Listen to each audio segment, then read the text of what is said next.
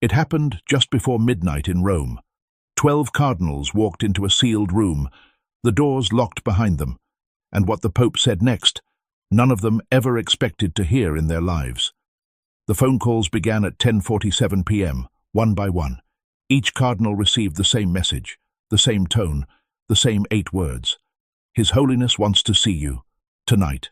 No agenda, no subject, no room to refuse. By 11:30, 12 men in black cassocks had crossed the threshold of the Apostolic Palace. None of them spoke to the others. Each of them carried the same look, confusion mixed with something colder, something like fear. Behind those walls, Pope Leo XIV was waiting, and he was not in a forgiving mood. The reason for the summons traced back 10 days earlier, April 23, 2026, the day the Pope had returned from his apostolic journey to Africa. 11 days, 4 countries, Algeria, Cameroon, Angola, Equatorial Guinea. He had walked through dust-covered chapels. He had stood inside a prison in Bata, listening to inmates pray the Our Father in pouring rain. He had met children in Cameroon who had walked 4 hours to see him. He had returned exhausted. He had also returned changed. But it was on the plane back to Rome that everything shifted. A red folder had been placed quietly on his private desk during the final leg of the flight. No name, no sender, only a thin label on the front. Confidential, internal use. He opened it somewhere over the Mediterranean. By the time the wheels touched the ground in Rome, his mood had hardened into something none of his aides had ever seen before. The folder contained 23 pages, 12 names, the same 12 cardinals who would later receive the call before midnight. Before continuing with the story, please click the like button, subscribe to the channel and comment where you are watching from. Your support means everything and keeps these stories alive. What had happened during those 11 days in Africa was not just disobedience. It was something colder, something more coordinated. While Leo XIV had been preaching to crowds in Yaoundé and Luanda, a small circle inside the Roman Curia had quietly tried to slow down, and in some cases reverse, 3 of his most important reforms. The first reform was financial transparency. Leo XIV had pushed for full audits of every Vatican department by the end of the year. Documents from those departments would be reviewed by lay financial experts hired from outside Rome, people with no friendships, no debts, no protection inside the walls. The second reform was structural. He wanted to reduce the influence of certain curia offices and redistribute decision-making to bishops in countries far from Europe. He had said it openly during the African trip. Rome cannot govern a church that has long since stopped being only Roman. The third reform was the most dangerous. A new accountability protocol for bishops accused of covering up abuse. No more transfers, no more silent retirements. Public processes, public records, names attached to outcomes. While he was in Africa, all 3 reforms had been quietly softened. A signature here, a new clause there, a delay buried inside a bureaucratic memo that no one was supposed to read carefully. By the time Leo XIV finished reading the folder over the Mediterranean, it was clear. He had been outmaneuvered, quietly, patiently, professionally. But Leo XIV had spent decades watching the Curia from the inside. He knew how it moved, he knew how it stalled. He knew how it absorbed popes who pushed too hard and exhausted popes who pushed too slowly. He had been pushed. He just had not yet decided how he would push back. For the next 7 days, he said nothing. To his closest aides, this was unusual.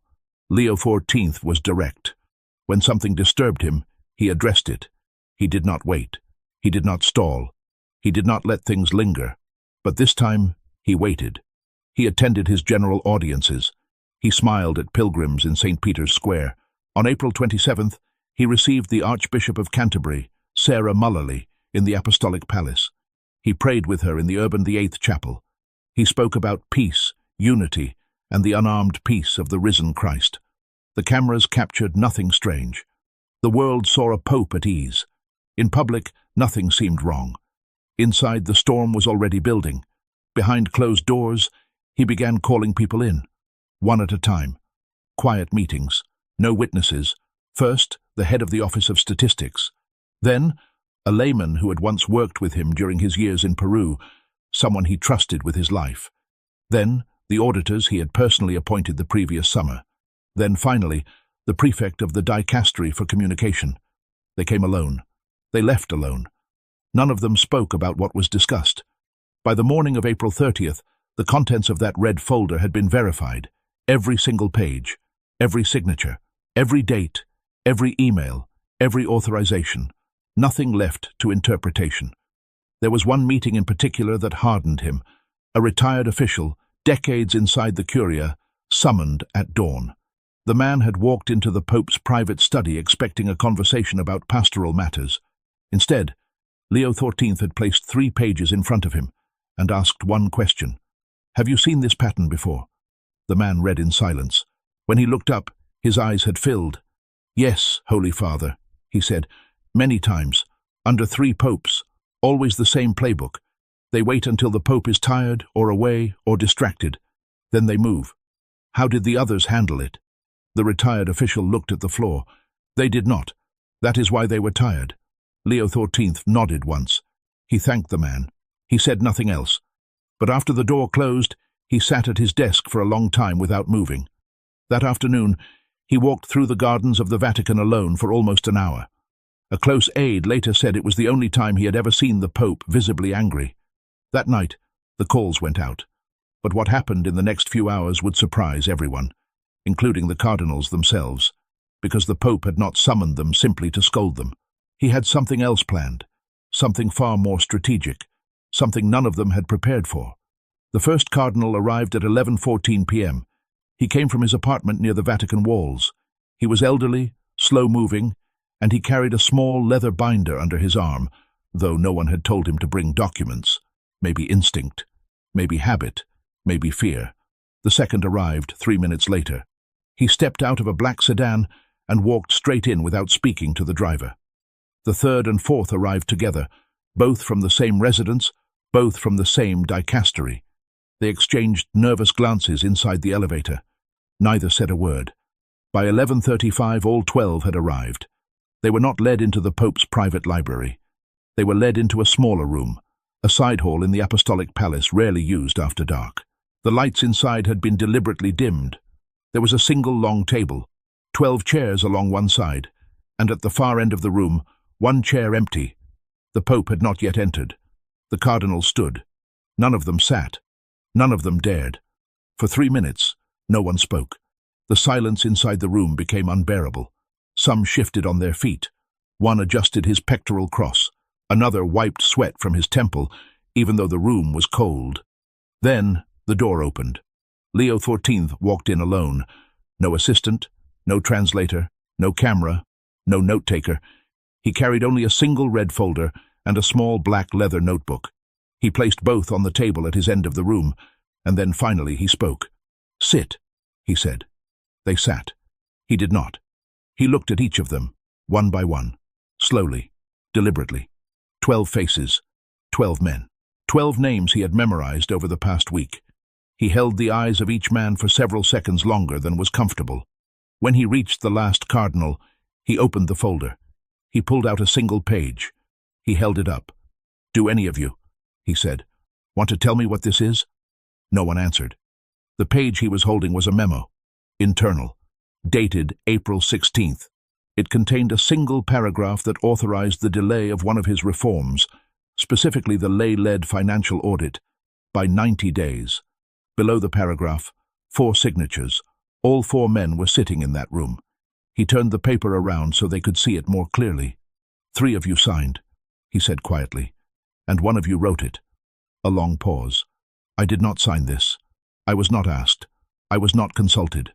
I was not told. And yet my pontificate's reform has been pushed back 3 months, quietly, while I was preaching to children in Cameroon." Another pause. He let the silence work. "That is the first document," he said. "There are 8 more." He pulled out the second page, and the third, and the fourth.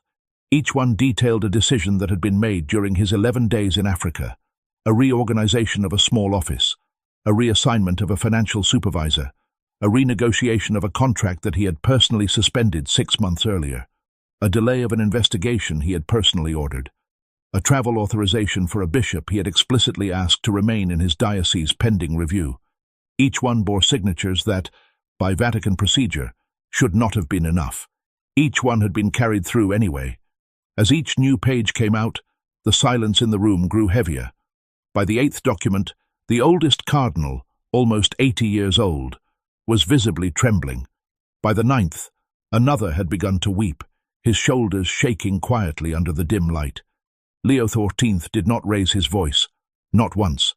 He did not slam the table. He did not insult. He did not threaten. He simply read. 11 days, he said finally. While I was in Africa, 11 days and 23 pages of damage. He set the folder down on the table. He looked up.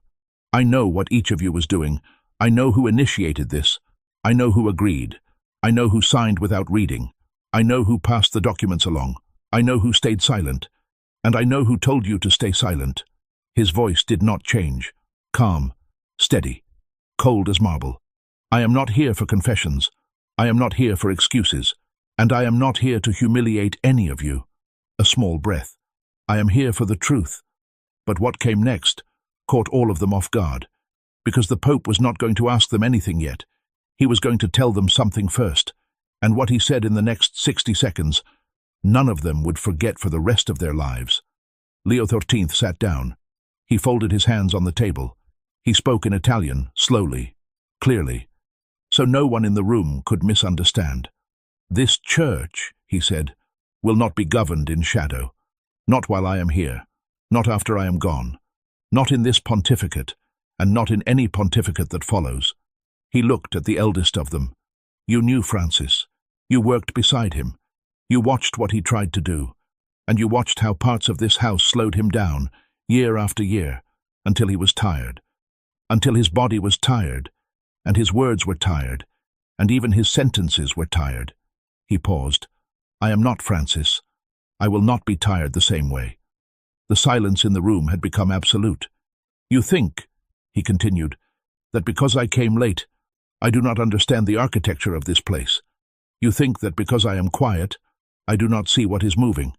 You think that because I am calm, I will be patient with what should never be tolerated. He looked down at the folder. You are wrong on every count. His next words were the ones that would later be repeated, in whispers, across every dicastery in Rome, the ones that several of the men in that room would carry with them for the rest of their lives. This church will not hide anymore, not behind silence, not behind procedure, not behind red robes. He raised his eyes. Truth is not negotiable, reform is not optional, and obedience to the See of Peter is not seasonal. No one moved. For the first time in many of their careers, none of the 12 had a strategy. None of them had a counter-move. None of them had a script. He continued. For decades, men in rooms like this one have governed the church as if she belonged to them, as if her wounds were inconvenient, as if her victims were a public relations matter, as if her finances were a private inheritance, as if her people were an audience instead of the body of Christ. He paused. That governance ends in this pontificate, with me, in this room, tonight. He let that sentence sit.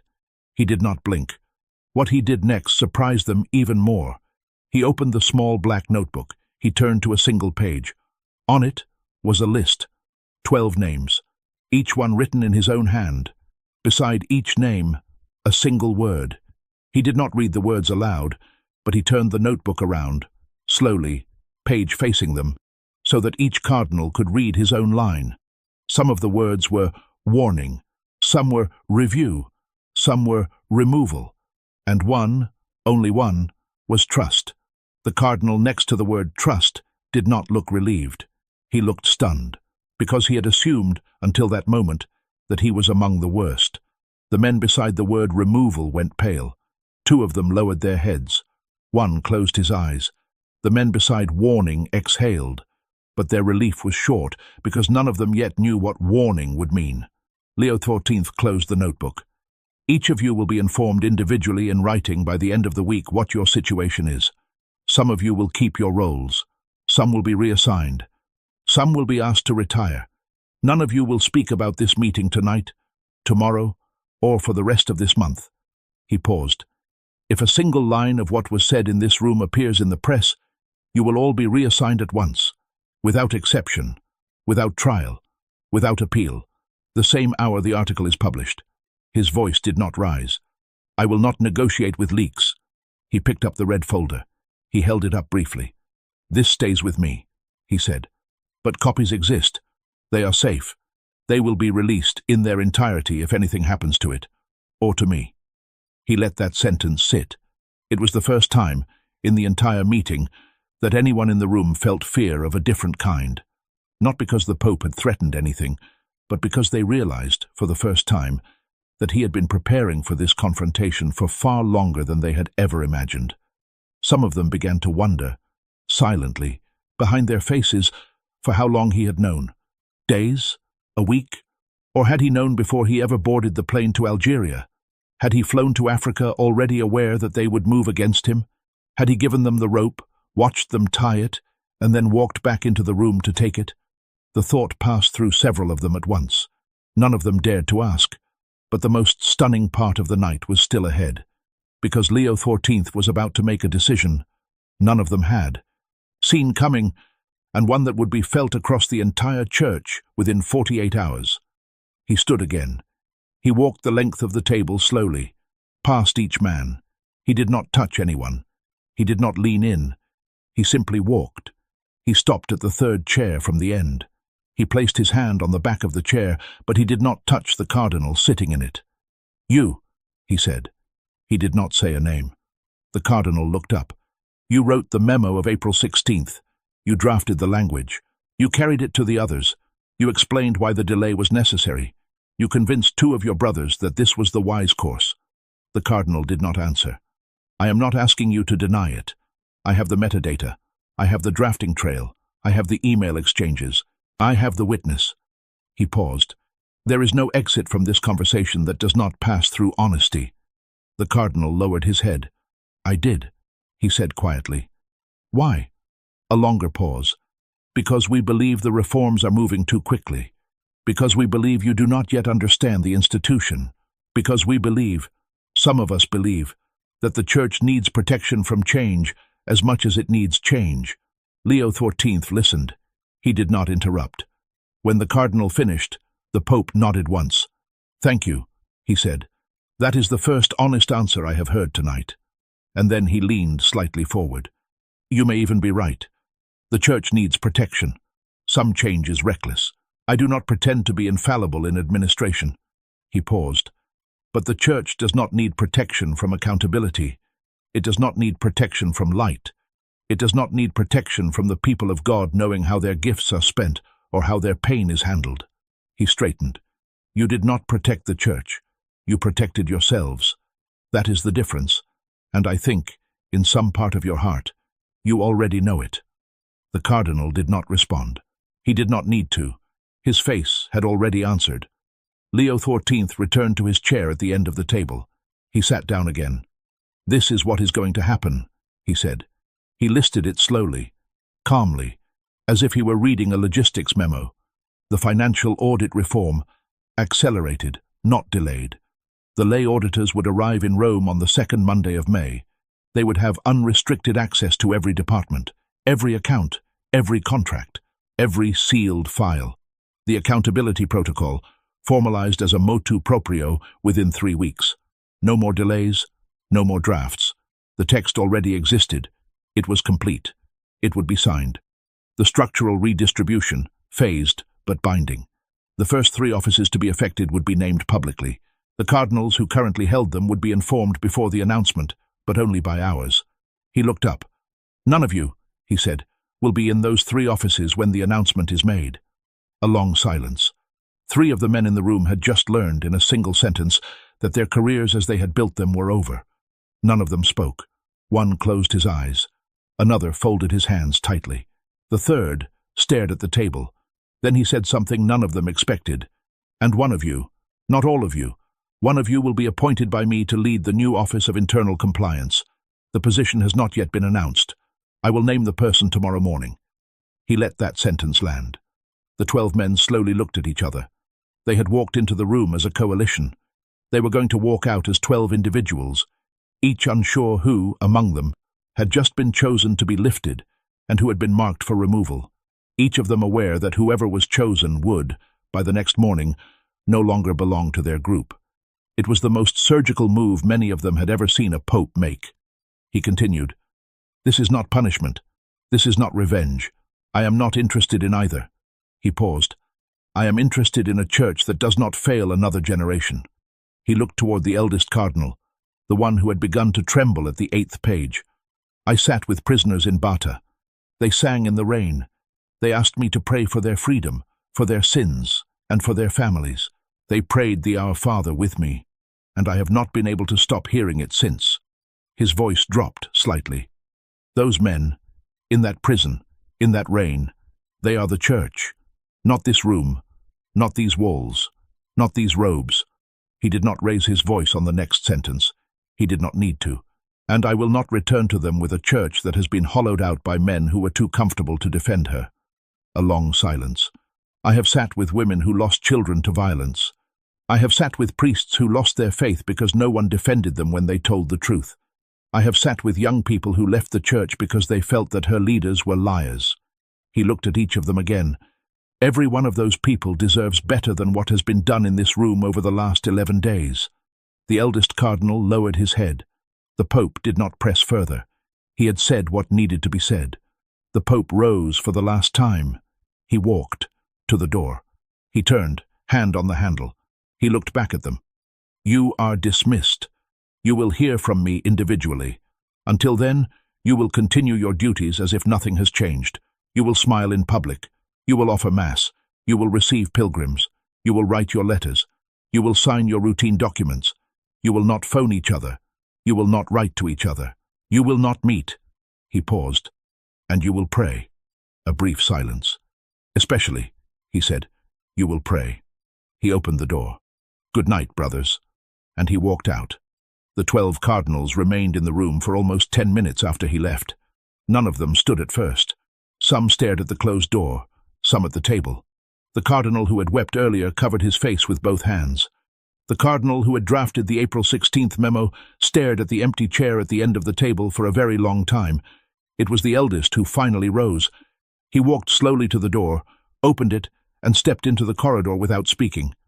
One by one, the others followed. They did not look at each other in the corridor. They did not wait for each other in the courtyard.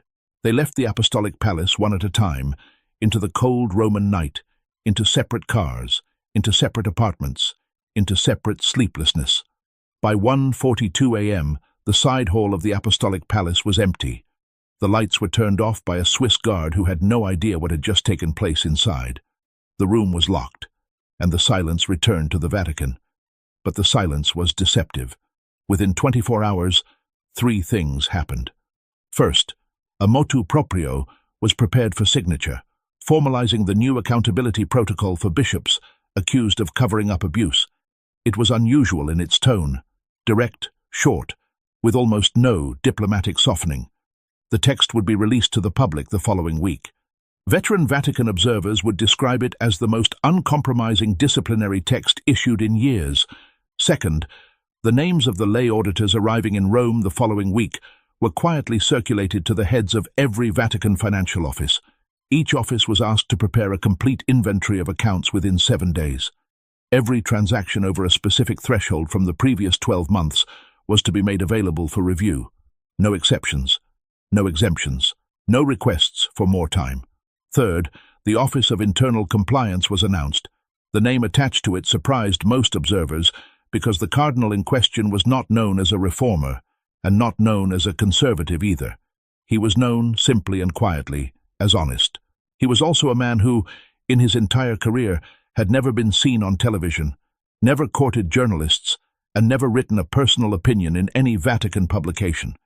He was the cardinal who, the night before, had been written next to the word trust. In the days that followed, the Vatican appeared, on the surface, to function exactly as before. The Pope greeted pilgrims in St. Peter's Square. He met with diplomats. He signed letters. He blessed children. He held his Wednesday audience. He smiled at the world. In private, the consequences moved quickly. 4 of the 12 cardinals submitted requests for early retirement within 72 hours. None of them gave a reason in writing. 2 were quietly reassigned to dioceses far from Rome. The official communiqué described the moves as pastoral renewal. Inside the walls, no one believed it. 3 were given written warnings. Each warning carried a specific list of behaviors they were no longer permitted to engage in. The lists were not made public, but their existence was not denied. One was confirmed in a major new role, the head of the new Office of Internal Compliance. 2, including the Cardinal who had drafted the April 16th memo, were placed on a 6-month review. They retained their titles, but lost their authority to sign on behalf of their dicasteries during the review period. Inside the Curia, this was understood for what it was, a quiet death sentence on their careers, delivered without scandal. None of them spoke about what had happened that night. Not to the press, not to colleagues, not to friends. Some perhaps in confession, but that, by definition, would never reach the public. And yet somehow, within a week, almost everyone inside the Vatican walls knew that something had shifted. The corridors felt different. Conversations grew shorter. Documents began moving faster. People who had been comfortable for years began arriving early, leaving late, double-checking what they signed. A young priest, walking through one of the offices late one afternoon, would later say that the air in the building had simply changed, that it felt, for the first time in his memory, like the men who worked there were aware of being watched. A senior cardinal, asked by a junior priest what had changed, only said one sentence: "He sees more than we thought." A second cardinal, asked the same question by a different priest, gave a different answer. "He waited," he said, "and we did not understand what he was waiting for." A third, asked nothing at all, was overheard saying, to no one in particular, and apparently to himself, only this: "We confused his silence with his absence. That was the mistake." Inside the Secretariat of State, a senior Monsignor told a younger colleague that he had spent the night before the meeting unable to sleep. Not because he had been summoned. He had not. But because, by his own admission, he had heard rumors that something was being moved against the Pope, and he had said nothing to stop it. "I told myself it was not my problem," the Monsignor said. "Now I cannot stop thinking that silence is exactly what got us here." He was not the only one. Inside several offices, men who had not been called to that midnight room found themselves examining their own conduct from the previous month. Letters they had signed without reading, memos they had passed along without questioning, meetings they had attended where the wrong things were said and the right things were not. The meeting had been with 12 men, but its weight pressed on hundreds. The story of that night never officially leaked. No journalist published the names of the 12 cardinals. No transcript appeared. No photograph existed. The room itself returned to its ordinary use within a week, as if nothing had ever happened inside it. But several things changed in the Vatican that could not be explained by any public document. The pace of internal correspondence accelerated noticeably. Letters that used to take 3 weeks began to arrive within days. Approvals that used to require 5 signatures began moving with 2. Files that had been waiting on desks for months began closing. Behind every one of those changes was the same understanding, never stated but universally felt. The Pope was paying attention, and those who had once treated his attention as something they could maneuver around had learned, in a single night, that they could not. In the Holy Father's private apartment, a few days after the meeting, an aide brought him the morning briefing. The aide noticed something unusual on the desk: the small black leather notebook, the same one the Cardinals had seen that night, sitting open beside a fresh page. On that fresh page, the Pope had written in his own hand a single sentence, a private note, perhaps for himself, perhaps for the days ahead. The aide did not read it carefully. He turned away. But he saw enough to remember the first words later: "The Church will not hide any more." And below it, underlined twice, a single phrase: "Begin again, tomorrow." If you made it this far, you understand what the Vatican is just beginning to understand: that this Pope is not who they expected him to be. If this story moved you, hit like, subscribe, and tell us in the comments where you are watching from. Stay with us, because the next confrontation is already being prepared in silence, and it will be even bigger than this one.